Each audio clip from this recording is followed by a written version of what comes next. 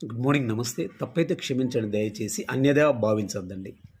ఈరోజు టీటీడీ సమావేశంలో chairman BR Naidu గారు ఓ నిర్ణయం తీసుకున్నారు. రాష్ట్రంలో 1000 ఆలయాలు నిర్మిస్తారంట. ఎక్కడ? దళిత వాడల్లో అంట.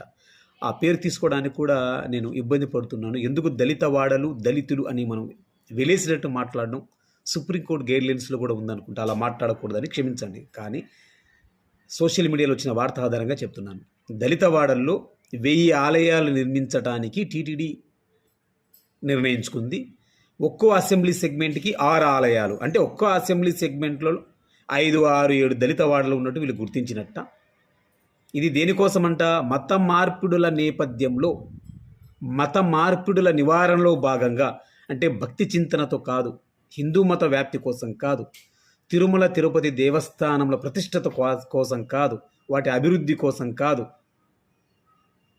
వెంకటేశ్వరుడి మీద ఉన్నటువంటి భక్తి భావంతో కాదు, ఆధ్యాత్మిక చింతనతో కాదు, ఆధ్యాత్మిక వ్యాప్తితో కాదు, ధర్మ వ్యాప్తితో కాదు, మత మార్పిడుల నివారణ కోసం.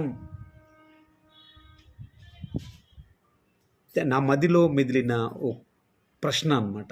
ఇంకోటి, దళిత వాడల్లో నిర్మిస్తున్న అసెంబ్లీ సెగ్మెంట్కి 6 గుర్తించాం, 6 మేము నిర్మిస్తాం ఆలయాలు అంటున్నా. దళిత వాడల్లో మత మార్పిడులు జరుగుతున్నాయా? అది గుర్తించిందా టీటీడీ బిఆర్ నాయుడు గారు? అంటే దళిత వాడల్లోనే మత మార్పిడులు ఎక్కువ ఉన్నట్ట.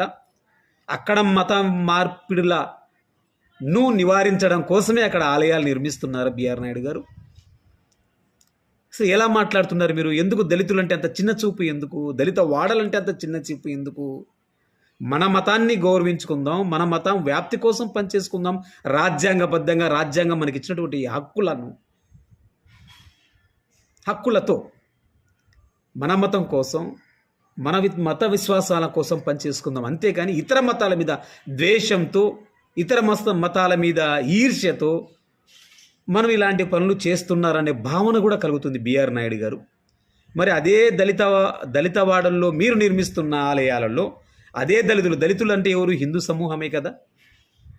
వాళ్ళే మత మార్పిడి జరుగుతోంది అని చెప్పే కదా మీ ఆవేదన కావచ్చు, ఇంకోటి కావచ్చు. మరి వారినే ఆ దేవాలయంలో పూజారులుగా మీరు నియమిస్తారా? ఆ కుటుంబాలే ఆ దేవాలయాలకు